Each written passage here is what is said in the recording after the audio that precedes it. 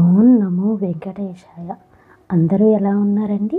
దైవ చరిత్రలకు స్వాగతం, సుస్వాగతం.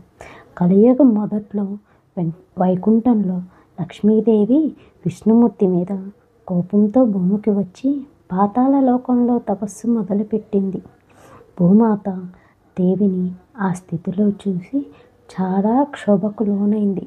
అప్పుడు విష్ణుమూర్తి నా లక్ష్మిని మళ్ళీ పొందాలన్న ఆలోచనతో తిరుమల కొండపై నరరూపంలో అవతరించాడు. అతడే శ్రీ వెంకటేశ్వర స్వామి. అతడు అక్కడ శ్రీ వరాహస్వామి క్షేత్రం వద్ద నివాసం ఏర్పరచుకున్నాడు. కాలం గడిచింది. ఒకరోజు కొండలో వేటాడుతున్న చోళరాజు అక్కడ మృగాన్ని వెంబడి పరిగెత్తుతూ స్వామిని చూశాడు.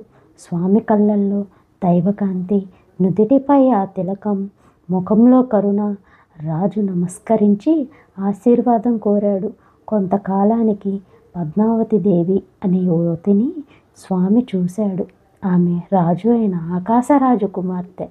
ఆమెను చూసిన క్షణంలో స్వామి హృదయంలో ప్రేమంతో నిండిపోయింది. దివ్యంగా జరిగిన ఆ కలయికతో తిరుచురునారులో ఇద్దరి వివాహం ఘనంగా జరిగింది. ఆ వివాహానికి దేవతలు, గంధర్వులు, యక్షులు అందరూ ఆ వేడుకలో పాల్గొన్నారు.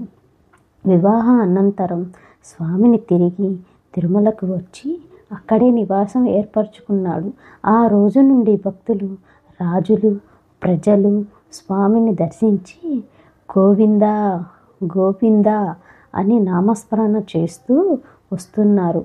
కాలం గడుస్తున్న స్వామి భక్తు మనసులో ఎప్పుడూ నిలిచే ఉండదు. ఎందుకంటే ఆయన కలియుగ ప్రత్యక్ష దైవం. ఎవరైనా మనసుతో పిలిస్తే ఆయన తప్పక స్పందిస్తాడు. స్వామి మన భక్తితోనే ఉంటాడు.